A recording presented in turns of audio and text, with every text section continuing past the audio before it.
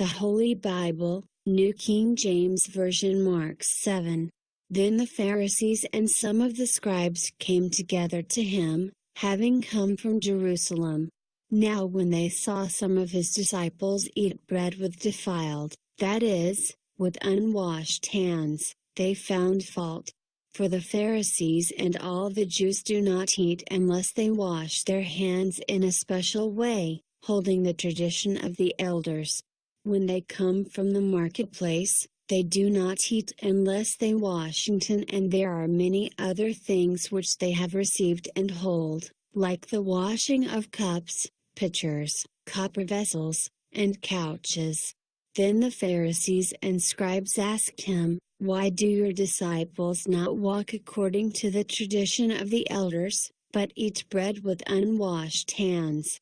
He answered and said to them, "Well did Isaiah prophesy of you hypocrites, as it is written, 'This people honors me with their lips, but their heart is far from me. And in vain they worship me, teaching as doctrines the commandments of men. For laying aside the commandment of God, you hold the tradition of men, the washing of pitchers and cups, and many other such things you do.'" He said to them, "All too well you reject the commandment of God, that you may keep your tradition.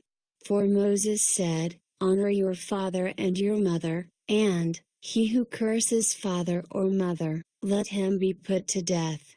But you say, 'If a man says to his father or mother, whatever profit you might have received from me is Corban, that is, a gift to God,' then you no longer let him do anything for his father or his mother, making the word of God of no effect through your tradition which you have handed down. And many such things you do." When he had called all the multitude to himself, he said to them, "Hear me, everyone, and understand, there is nothing that enters a man from outside which can defile him, but the things which come out of him, those are the things that defile a man. If anyone has ears to hear, let him hear." When he had entered a house away from the crowd, his disciples asked him concerning the parable. So he said to them, "Are you thus without understanding also? Do you not perceive that whatever enters a man from outside cannot defile him, because it does not enter his heart but his stomach, and is eliminated, thus purifying all foods?" And he said, "What comes out of a man, that defiles a man? For from within, out of the heart of men, proceed evil thoughts, adulteries, fornications, murders, thefts, covetousness, wickedness, deceit, lewdness, an evil eye, blasphemy, pride, foolishness. All these evil things come from within and defile a man." From there he arose and went to the region of Tyre and Sidon. And he entered a house and wanted no one to know it, but he could not be hidden. For a woman whose young daughter had an unclean spirit heard about him, and she came and fell at his feet. The woman was a Greek, a Syro-Phoenician by birth, and she kept asking him to cast the demon out of her daughter. But Jesus said to her, "Let the children be filled first, for it is not good to take the children's bread and throw it to the little dogs." And she answered and said to him, "Yes, Lord, yet even the little dogs under the table eat from the children's crumbs." Then he said to her, "For this saying go your way, the demon has gone out of your daughter."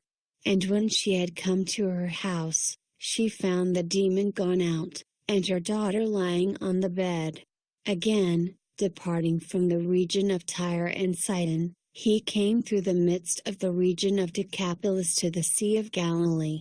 Then they brought to him one who was deaf and had an impediment in his speech, and they begged him to put his hand on him. And he took him aside from the multitude, and put his fingers in his ears, and he spat and touched his tongue. Then, looking up to heaven, he sighed, and said to him, "Ephphatha," that is, "be opened." Immediately his ears were opened, and the impediment of his tongue was loosed, and he spoke plainly. Then he commanded them that they should tell no one, but the more he commanded them, the more widely they proclaimed it. And they were astonished beyond measure, saying, "He has done all things well. He makes both the deaf to hear and the mute to speak."